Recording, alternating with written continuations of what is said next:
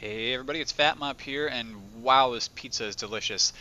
So I decided today, after the request of a couple of friends, I'm going to be doing a sort of a rookie cast. So I'll try to be explaining the basics of StarCraft while this game goes on. It is a game between Liquid's HuK, that's Team Liquid, and Team EG's IdrA. These two are both very famous players. IdrA famous for Rage and also for being an extremely phenomenal player who just has his builds perfected down to the minute and is very, very strong in his mechanics. HuK stronger for being a little bit more creative, not quite as perfect at his games as IdrA, but quite a bit more creative in some of his builds. So the object of StarCraft, while we start this game here, and let's put a tab on. The object of StarCraft is to destroy your opponent's base. If you wipe out all of his buildings, he is automatically out of the game. Most games end before all the buildings are wiped out because one of the players will see that he is in a hopeless position and just decide to throw a good game and say, alright, let's play another one. So, what we got going on here, each player, IdrA up here is the Zerg and HuK down here is the Protoss. Each player is starting the game, building their economy like most games start. Occasionally one player will decide to bring all of his workers off the line and attack with everything he has, but that is not usually a very successful strategy. HuK went ahead and threw down a pylon as soon as he could, and it looks like IdrA is, yes, he's going to be making one of his overlords. Pylons and overlords both serve similar functions, although they differ because the two races are extremely different in how they play. But one of the functions they serve, you look over here in the top right corner, they add supply caps. So the supply cap tells you how many units you can have on the field at a time. Probes for the Protoss that he's producing right now, and drones for the Zerg each cost 1 supply, but some other units can cost 2, 3, all the way up to 8 for units like carriers, battle cruisers.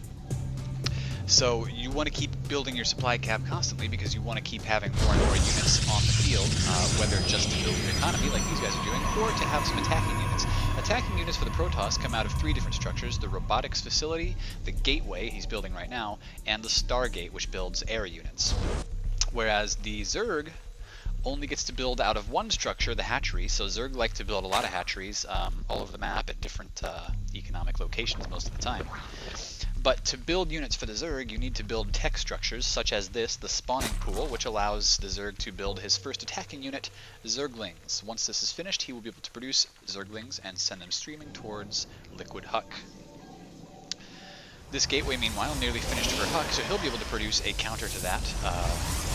Not necessarily purely a counter to Zerglings, just his own attacking units. He's not producing one right away, but we're probably going to see a Zealot come down for him pretty soon, because this is what Protoss like to do against Zerg players. Zerg are very good at mobility and at harassment, and the Zerglings can be a very, very dangerous early game threat if they're allowed to get into the mineral line here and disrupt the economy of the Protoss player. So the Protoss walls off the only ramp into his base with buildings. The Zerglings would take a long time if they had to come up here and attack, and Zerglings don't have a ranged attack, so all he has to do is wall off like this and maybe keep 1 Zealot. Yep, looks like that's exactly what he's doing. Keep 1 Zealot right there. Zealots have 150 health, whereas Zerglings, let me see, Zerglings right here, only have 35 health, so their little claw damage can be useful, but, oh, and look at that, a drone drill. That's just a little separate mechanic that only harvesters have. They can kind of drill right through units sometimes, but no other attacking unit can do that. Yeah, anyway, the Zealot with his 150 health and his very powerful Psi Blades that he gets are going to be very good at knocking out any Zerglings that come his way. So what IdrA is doing instead of just running in and futilely trying to attack, he's looking around the map, seeing what he can kill. He's actually going to kill this scouting probe of HuK's, so it's important for him. And he's also got an Overlord sitting up here, just in case he needs to run down here and scout any kind of strange build from HuK. He can send this Overlord, and he'll be able to see anything going on. He's got a second hatchery up now. So his first hatchery up here, he's built a second one down at what's called his natural expansion. The natural is basically the first place that's easiest to expand to because it's so very close to your main base, and is usually also defensible by way of a very short pathway that you can defend both the natural and the main relatively easily with the same sort of setup. So he's got a second base up. He's building lots and lots of drones right now, IdrA is. And he's got a queen out. Queens being what's called the macro mechanic for Zerg. The the queen has 3 different things she can do. She can spawn creep tumors, which allow them to spread that creep, and that's what he's doing right now with this creep tumor. Zerg units move faster on creep, and you can also only build Zerg buildings on creep. Second thing they do, and this is the most important thing for Zerg, spawn larvae. So normally hatcheries will have a maximum of 3 larvae out at a time, but what just happened there was the larvae came out, they went up to 6, and they can even do more as long as they have a queen continually casting that on the hatchery. Third thing they can do is they can actually transfuse, they can give health to the units or structures, and so that's an important thing for the Zerg to do. It's called a macro mechanic. There's two different main mechanics that players like to focus on, macro and micro, and you have to focus on both to be an effective StarCraft player. Macro is essentially making sure that you can produce lots and lots of things.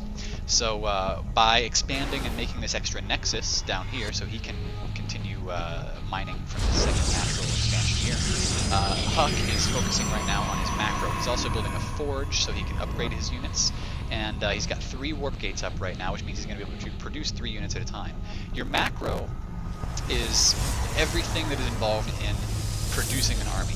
Your micro, on the other hand, micromanagement, is everything that's involved in exactly how that army positions itself and attacks. So you see what happened there. Zerglings were running straight towards that stalker, but decided to back off because IdrA didn't know whether the stalker was trying to bait them into a trap. So now he's holding this Selnaga tower, and that's what's called micromanagement. He decided to back off instead of just letting his units do what they were going to do normally. Looks like this scouting overlord is going to be taken out first, so that's good. But Zerglings are going to run by and probably do some damage to the economic line. Yeah, looks like they're attacking these probes, which causes the probes not to be able to mine minerals as quickly. And if you manage to damage any of them, that will just slow down mining even more. But HuK's back here with his army now. Protoss army, generally a lot more cost-effective per supply unit than Zerg armies are. So that's why the Zerg usually want to be 1 base ahead. Now what he just did right there was he used these units called sentries. They are they're caster units for the Protoss, one of the caster units anyway. He used them to hallucinate 2 units called the Phoenix. And these Phoenix are flying all over the place right now. Just checking out. They can't actually do any damage because they aren't real units. He didn't produce them out of a Stargate. Instead, he just hallucinated them. So all they're doing is flying around and getting some good scouting information. They're making sure they check out everything that's going on in IdrA's base. IdrA has already upgraded his hatchery to a lair. The final upgrade for that would be a hive, but he would need an infestation pit for that. And keep in mind that the more money you put into tech, the less money you're putting into an army. Battle going on right down here. I'm not paying too much attention to my mini-map right now because it's very difficult to explain all this all at once. But yeah, the layer that he has up right now will allow for additional tech upgrades, like he's got the Hydralisk den out. Hydralisks, this will allow him to produce Hydralisks. Hydralisks are ranged units. That's what these guys are right here. They deal 12 damage per shot, and they fire very incredibly quickly. So very useful units to have. Their one drawback is that if they don't have creep, they're very, very slow. So it looks like what IdrA's doing right here. Once the layer comes up, these overlords can actually drop creep down and just create little patches of creep.